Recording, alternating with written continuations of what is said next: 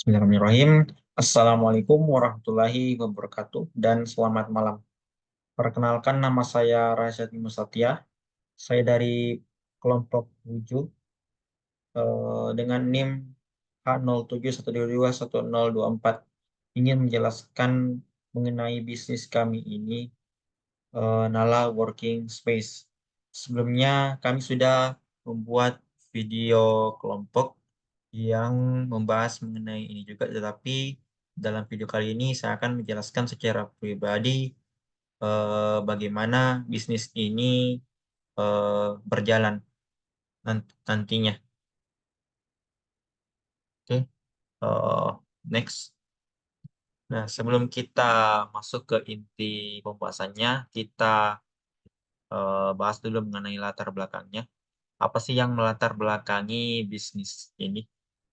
Nah, latar belakang bisnis ini karena sekarang banyak startup yang gagal karena beberapa faktor seperti kebutuhan pasar, konflik internal, lemahnya koordinasi tim, dan pendanaan yang tidak efisien. Selain itu karena adanya sarana yang terbatas.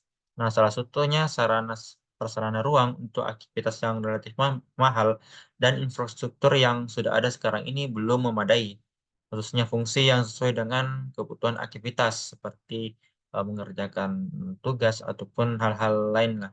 Dan karakteristik dari startup kreatif itu sendiri.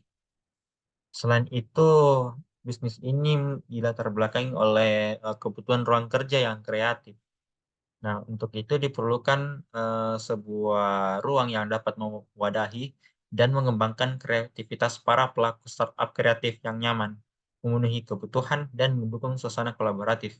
Nah, Business working space atau ruang kerja bersama merupakan konsep yang berkembang pesat dalam beberapa tahun terakhir ini. Nah, latar belakangnya dapat ditelusuri dari perubahan dalam pola kerja global, nah, terutama dengan adanya peningkatan pekerjaan lepas atau freelance dan perubahan dinamika kerja tradisional.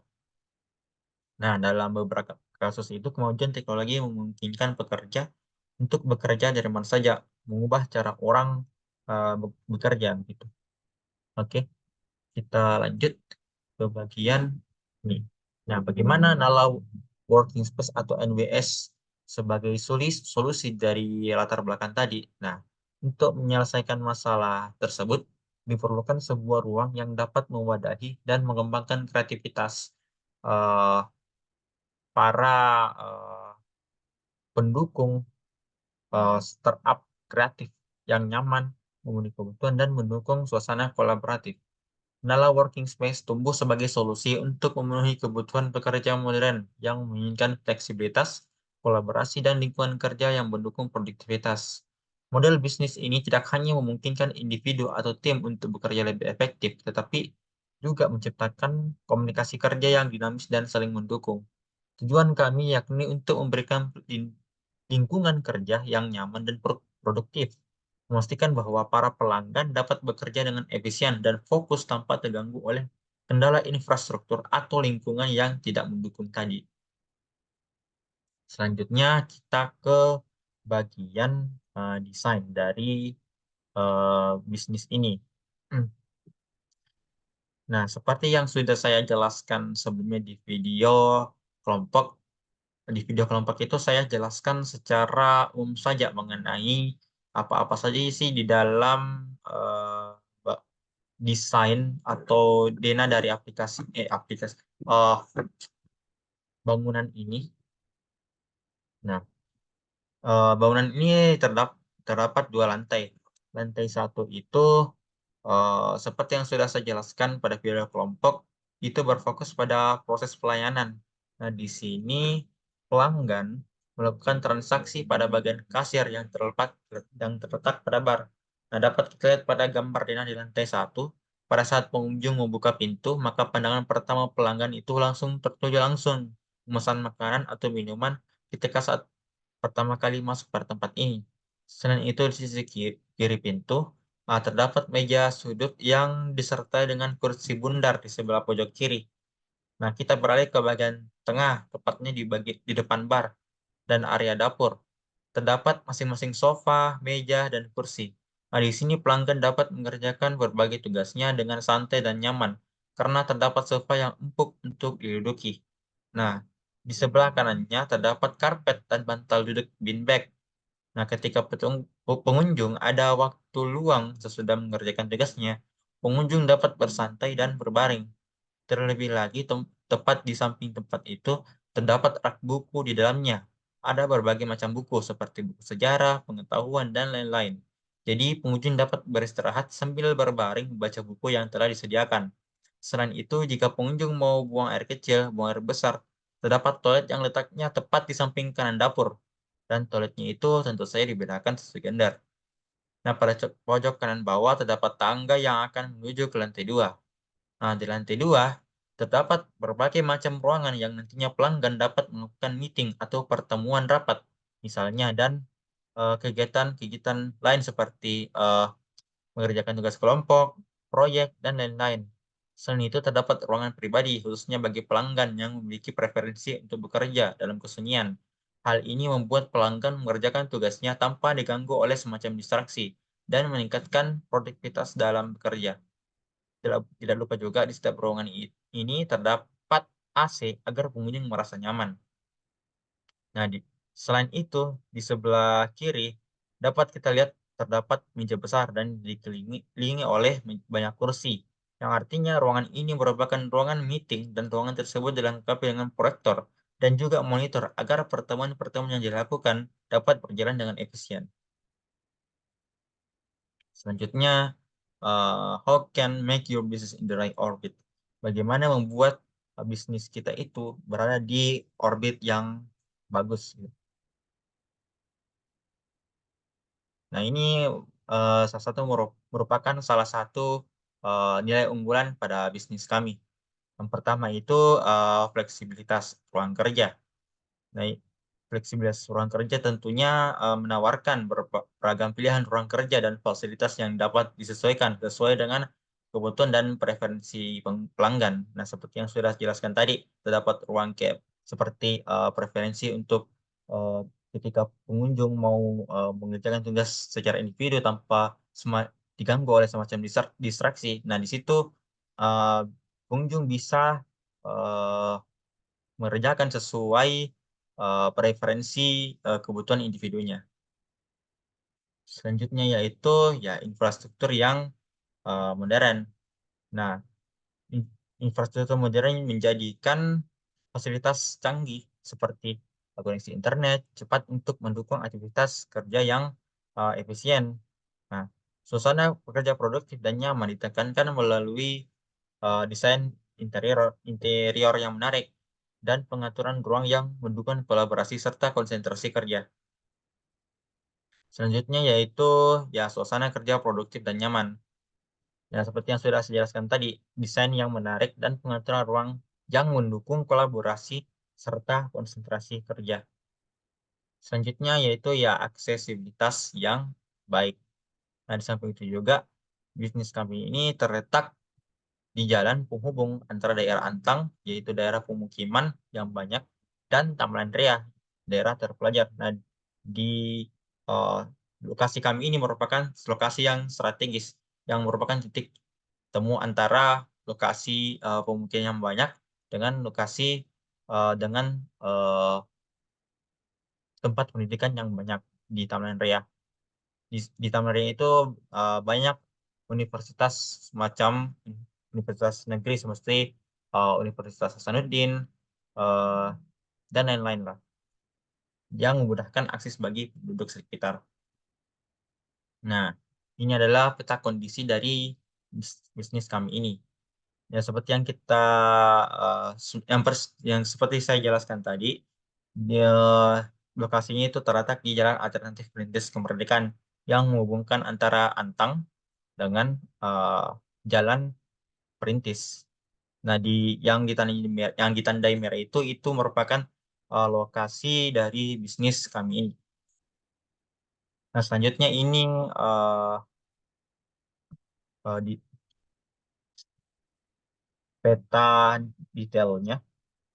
Nah, dan seperti yang kita lihat di sekitar lokasi itu terdapat lembaga-lembaga pendidikan seperti universitas, SMK, dan pondok pesantren. Nah, ini adalah lokasi strategis kami di Jalan Alternatif Perintis Kemerdekaan. Nah, selanjutnya ini adalah apa-apa saja segmen pelanggan kami. Yang pertama itu ya freelancer. Freelancer begitu mereka mencari kenyamanan dan organisasi lingkungan kerja untuk meningkatkan produktivitas. Yang kedua itu tim proyek.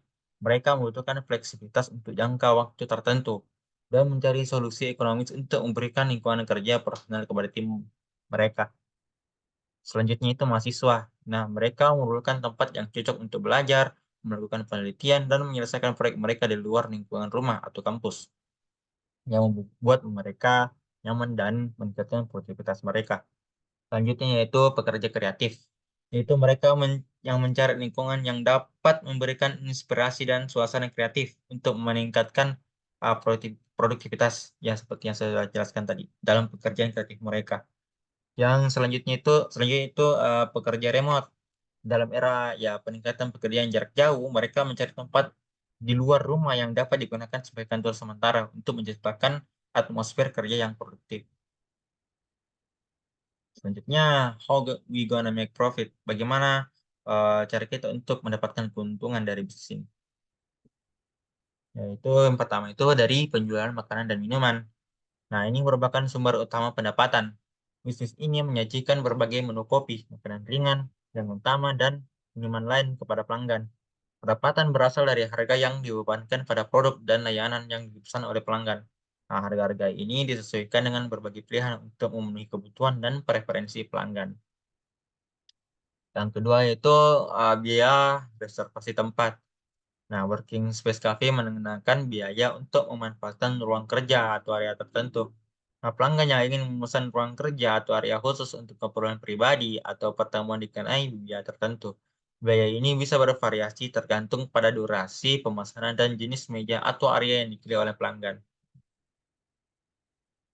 Selain itu, ada lagi eh, produk-produk unggulan kita seperti pengelola ruang kerja, pemasaran dan promosi, penyediaannya bagaimana, layanan makanan dan minuman, inovasi dan pembaruan layanan seperti internet cepat, hubungan pelanggan, pelaksanaan program keanggotaan dan diskon, manajemen reservasinya bagaimana, dan pemeliharaan infrastruktur dan eh, kebersihan. Ya, inti yang paling penting juga kebersihan dari tempat ini supaya eh, pengunjung itu merasa nyaman.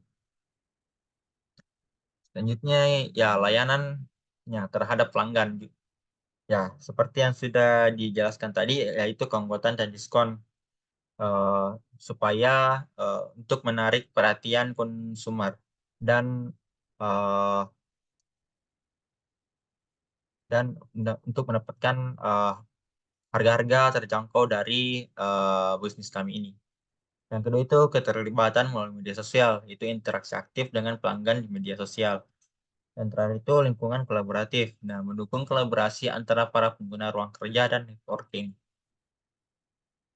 Nah, apa yang kita butuhkan selama bisnis ini eh, mau dikembangkan? Itu sumber daya yang kita butuhkan itu yang pertama itu infrastruktur fisik. Infrastruktur fisik merupakan fondasi utama dalam bisnis working space cafe. Mencakup desain interior yang menarik, penyediaan meja, kursi, serta fasilitas lainnya yang mendukung produktivitas para pengguna ruang kerja. Yang kedua itu stok bahan bakunya. Ya, bahan bakunya seperti apa? Keberlanjutan operasional tergantung pada manajemen stok bahan baku yang baik. Hal ini mencakup makanan dan minuman berkualitas dengan pemantauan yang cermat terhadap kebutuhan dan preferensi pelanggan. Yang ketiga tidak kalah penting adalah tenaga kerja, sumber daya manusianya. Sumber daya manusia yang sangat penting dalam menyelenggarakan kegiatan sehari-hari. Tim terampil diperlukan untuk mengelola ruang kerja, menyajikan layanan makanan, dan melaksanakan strategi pemesanan yang efektif. Yang keempat itu teknologi dan sistem reservasi. Penggunaan teknologi termasuk sistem reservasi online menjadi kunci dalam memudahkan pelanggan memesan ruang kerja dan mengelola reservasi secara teratur. Selanjutnya itu media sosial dan pemasaran. sumber daya untuk mengelola kampanye pemasaran di media sosial dan promosi, membantu meningkatkan visibilitas dan daya tarik spesifik, menjangkau pelanggan potensial yang efektif. Selanjutnya itu keuangan. Manajemen keuangan yang baik sangat penting, mencakup pengelolaan pendapatan harian, pembelian stok, serta alokasi dana untuk pembaruan fasilitas dan inovasi guna menjaga daya saing bisnis. Selanjutnya itu ya apa saja sih mitra kami ini? Yang pertama itu pemasok bahan baku, yaitu kerjasama yang solid dengan pemasok bahan baku untuk memastikan ketersediaan dan kualitas makanan serta minuman yang disajikan kepada pelanggan. Yang kedua itu penyedia teknologi. Nah, mitra teknologi yang menyediakan sistem reservasi online dan solusi teknologi lainnya untuk memperkuat efisiensi operasional. Yang ketiga, pihak keuangan dan perbankan. Kolaborasi dengan lembaga keuangan untuk pengelolaan transaksi harian, manajemen keuangan, serta mendukung pertumbuhan melalui solusi perbankan yang sesuai. Yang keempat yaitu pihak desain interior. Mitra desain interior yang membantu menciptakan lingkungan ruang kerja yang menarik dan memastikan kenyamanan bagi para pengguna working space. Selanjutnya yaitu jaringan media sosial dan pemasaran. Kemitraan dengan ahli media sosial dan pemasaran untuk memperluas jangkauan, meningkatkan kehadiran online, dan menciptakan kampanye yang efektif. Selanjutnya yang terakhir itu asosiasi bisnis lokal. Bergabung dengan asosiasi bisnis lokal atau komunitas sekitar yang dapat memberikan dukungan, perlu sharingan, dan membuka peluang kolaborasi.